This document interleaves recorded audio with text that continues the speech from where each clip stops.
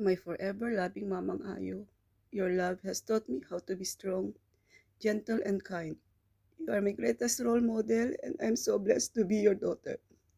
Bilang isang OFW, malayo sa pamilya, si Mamang Ayo ang tumayo bilang magulang ng aking unika iha na si Shalay. Hindi madali para sa akin yun. But Mamang Ayo, she knows well the status or situation of my life that I have. Sa kanya ako kumukuha ng lakas tuwing ako ay nangihina through calls. I don't have a best friend here in abroad. But thank God sa buhay ng aking mga kapatid na sila Ate Kati, Chona, and Choleng na laging nandyan para ako ay damayan or gabayan. Pero lahat ng yan ay may limitasyon dahil may sari-sarili silang pamilya. So, in short, si Mamang Ayo ang marites ng buhay ko. Positive or negative man yan, kahit na paulit-ulit yung kwentuhan namin, laging nandyan, nakikinig.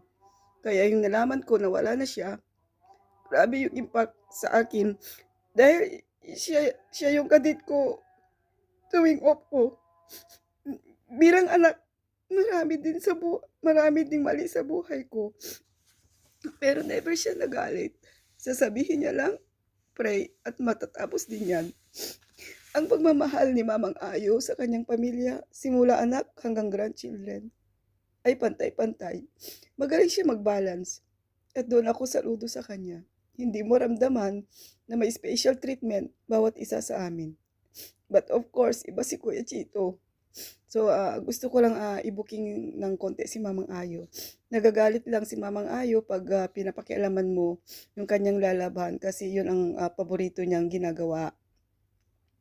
At wala siyang maitago na sikreto kaya hindi namin minsan sinasabi kung ano man yung mga sikreto namin na hindi yung sa sarili namin ba. At malakas yung pandinig niya pagdating sa chismisan. So, yan si Mamang Ayo.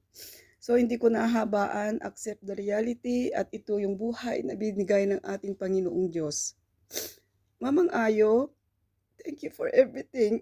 Love you so much. May your soul rest in peace.